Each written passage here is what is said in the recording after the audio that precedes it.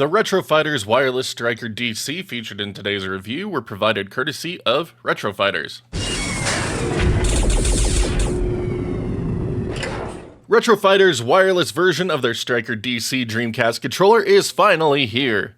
The Wireless Striker DC is an affordable wireless option for Dreamcast that completely blows away its previous wired counterpart. While I enjoy covering controllers more than most accessories, it has been a while since I've been this excited about one being released. As much as I loved the wired version, it wasn't without compatibility and thumbstick range issues. How does this one perform? I went to great lengths to find out. The Retro Fighters Wireless Striker comes in a compact box with a depiction of the controller taking center stage in its included color.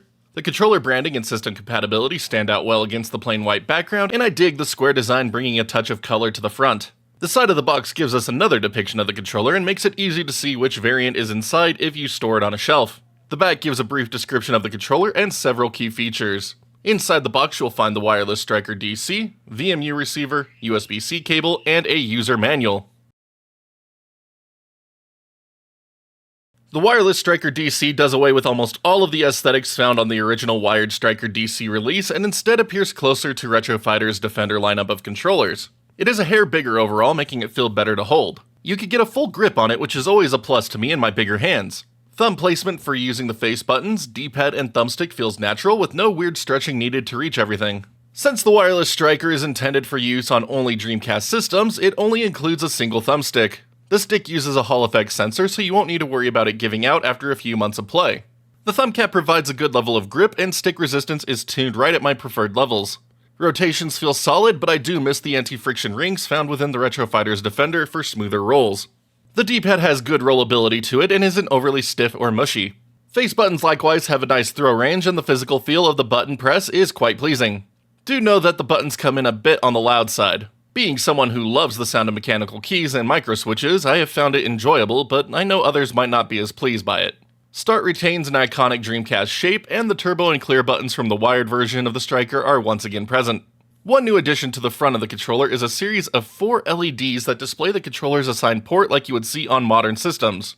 A fun touch, especially during multiplayer game nights. On top are the standard 4 shoulder buttons you see on most modern controllers. As with the Wired Striker DC, these shoulder buttons are mirrored to each other per side, with the bottom trigger offering analog input, while the upper is a digital-only press, ideal for fighters. With my grip on the controller, my fingers come to rest just between the two, making it easy to use either at will. The micro switches found within the upper shoulder buttons are snappy and have a nice click to them. The triggers have a decent shape that makes them easy to use, and their throw range is great. Resistance is a bit lower than I would prefer, but it hasn't negatively impacted my playing experience, so I can let it slide. Housed between the shoulder buttons is where you will find the sync button and USB-C port for charging and future firmware updates. A new addition to the Wireless Striker DC is the inclusion of dual rumble motors to be used as a jump pack in compatible Dreamcast titles. As you have likely noticed, there are no expansion ports on the controller itself. So, rumble is built in, while a VMU or other memory card and accessories can be used through the Wireless Striker DC's receiver. The rumble motors give the Wireless Striker a good weight, and the controller as a whole feels solid in the hands. Typical wear and tear should be of no concern. Even non-standard abuse is laughed off. For science!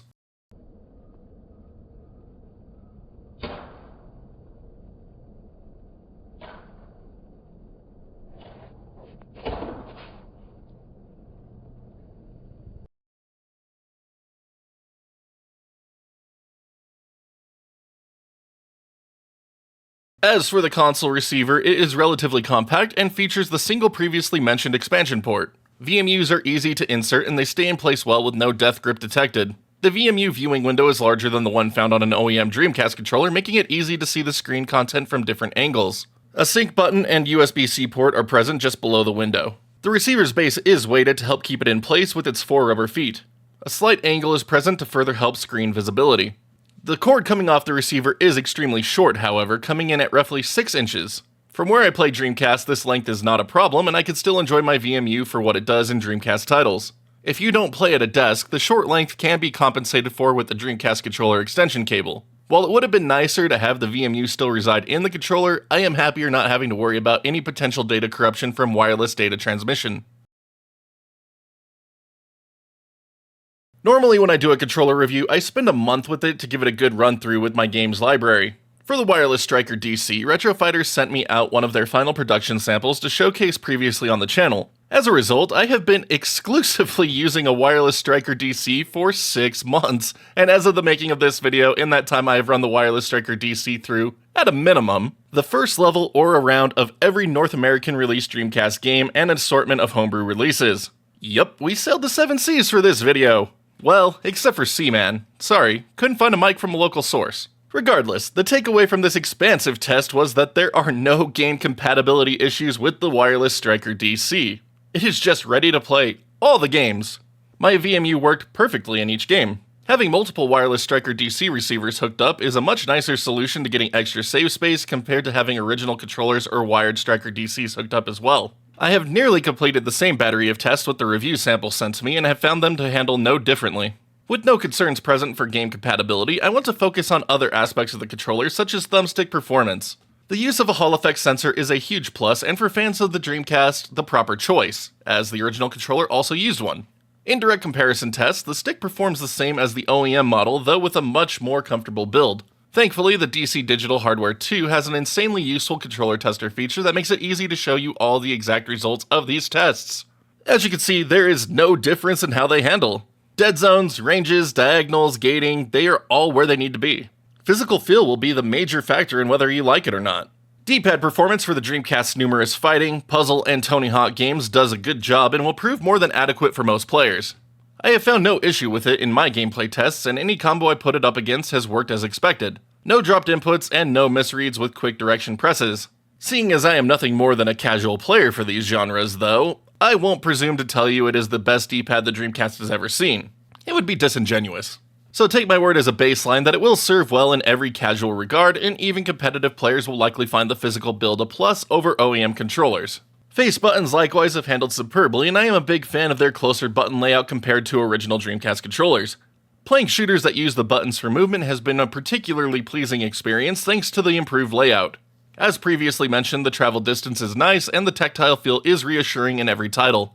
I have yet to encounter any dropped inputs throughout my months of testing. Thanks to the controller's 2.4 GHz transmission, latency is kept under a frame, resulting in snappy responses in games.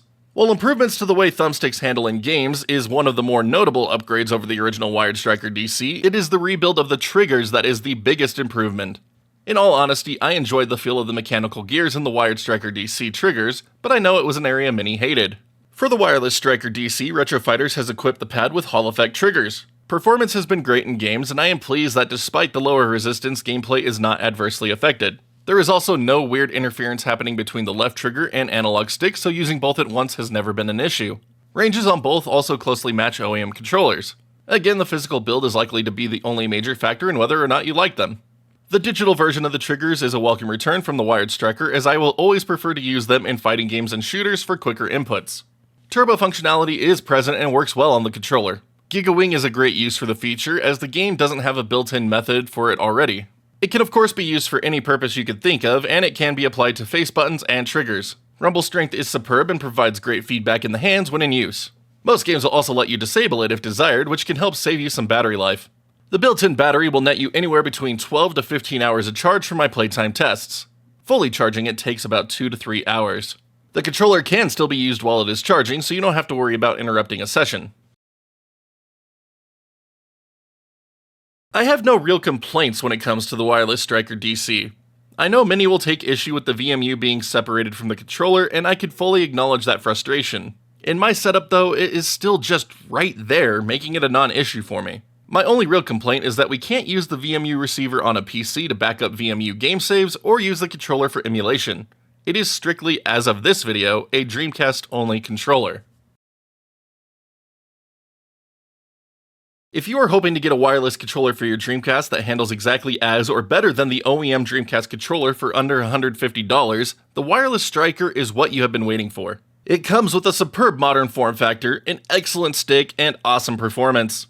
Compatibility issues are non-existent for the North American library of titles, and even numerous homebrew releases have no issue with it. The unique benefit of being able to hook up 4 receivers for extra VMU space without taking up a large amount of desk space is also sublime. While the VMU being separated from the controller is likely going to disappoint some, all the function is still there and it is ideal for a desk environment. You won't find a wireless Dreamcast controller for this price that does any better. All right, and that is the wireless Striker DC from Retro Fighters. I, again, cannot overstate how happy I have been with this controller since it first dropped into my hands. I am honestly convinced there hasn't been a more perfect replacement option for